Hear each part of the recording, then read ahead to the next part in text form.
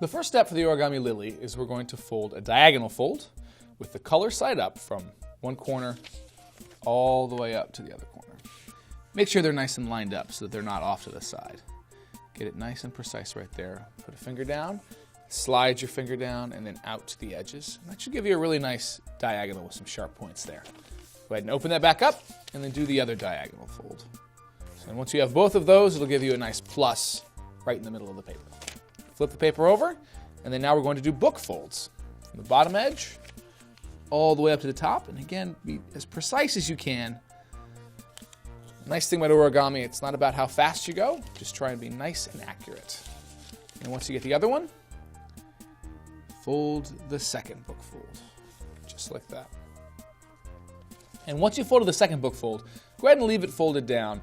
What we're going to do is we're going to pinch near the top of the four corners of the paper, and once you pinch near the top of those four corners, just rotate them up, and you can sort of get them all to touch each other, and that's going to make a square base. You can flatten that back down where it's equal. It's going to have two on each side. It's got two flaps on each side, and it's not making any new creases, it's just using the creases that we've already created. So now, once you have the square base, fold it up so that you can work with each of these four panels. We're going to use what's called a squash fold. So I'm going to push down on the top of the paper, top of that edge, and it's going to squash down just like that. And make sure that this line right here lines up along the center line so that it's not off to the side a little bit like that or one or the other. Get it nice and lined up. And we're going to do that on all four of the panels.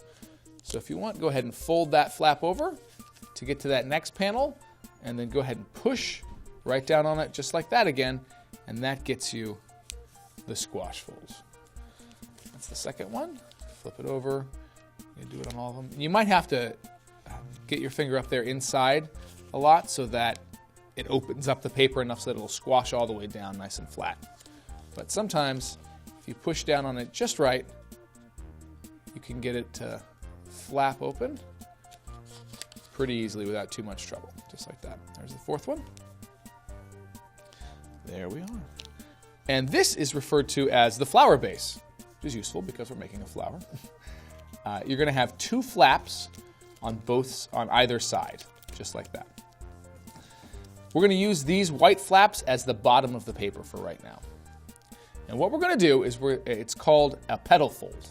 The petal fold consists of three different folds.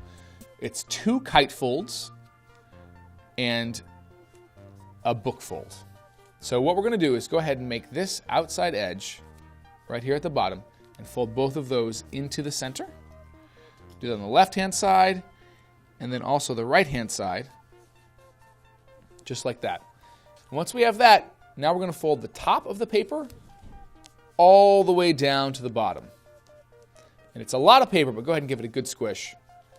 And when we open it up, those three folds, these two kite folds and this top-down book fold, those are all just preliminary folds so that we can get to the next step. So unfold all three of them, and you'll see that there's this nice triangle that we've created with our creases.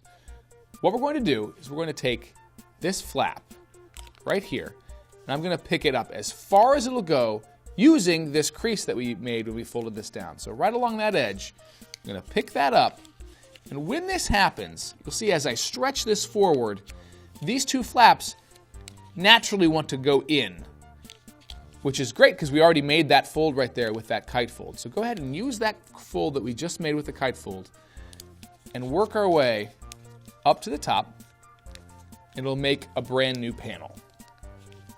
Just like that. That's the petal fold. So I'll show you that once again from the beginning. We open it up like this. We pick this flap up right here, and it flattens those other sides down, and that's the petal fold. And we're going to do that on all four panels. So go ahead and open it up to different flaps and start making all of these extra steps, just like this. So the two kite folds, and then luckily there should be a little bit of that fold where we folded the top down because we folded it through all the layers of the paper, so it should be there on all of the ones. You shouldn't have to do that step again. And then we pick it up for the petal fold.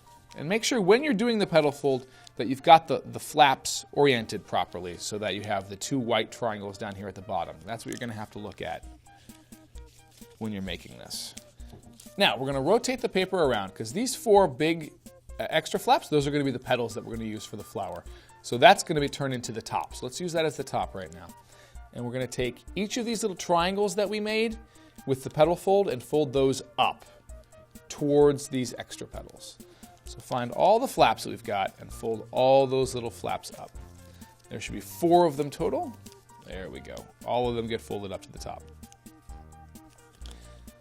And then the next step, we're going to find a flap that's just the diamond shape, like this. So these are one of the flaps. It's going to alternate between looking like this and this. You see on both sides. So find all the ones that look like this. And what we're going to do is we're going to thin the bottom. So this little edge right here, these 2 edges on this outside bottom point, those are going to get folded into the center line. Just like this. And make sure that it lines up all the way down from the bottom point into the middle section. Now we're going to do 8 of these total. So go ahead and find any flap that has this nice, just one flat sheet of diamond paper, and then fold both flaps into the center, like that. And like I said, there's 8 times we're going to do that total to make this little fold. And once you finish with all of them, you'll have thinned the entire bottom of the iris flower. Looks like this. And once we've gotten to this point, this is the base for the entire flower. The next thing is just to find the petals, which are these panels right here on the top. We're going to open them up and we're going to curl them. So a good way to curl them, you can use your finger, or another thing, if you have scissors or anything sharp or pointed, I use needle nose pliers for a lot of my origami, but what you can do here is you can just sort of curl it like this. If you've ever made a ribbon before, that's the same sort of idea. You use your thumb up against an edge and you can round the petals. You do this for all 4 of the petals to give it a nice curve.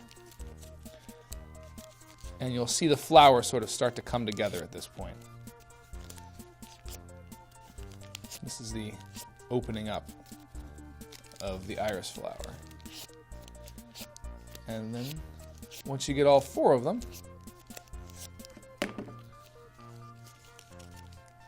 curl it back. You can see you have a really nice iris flower.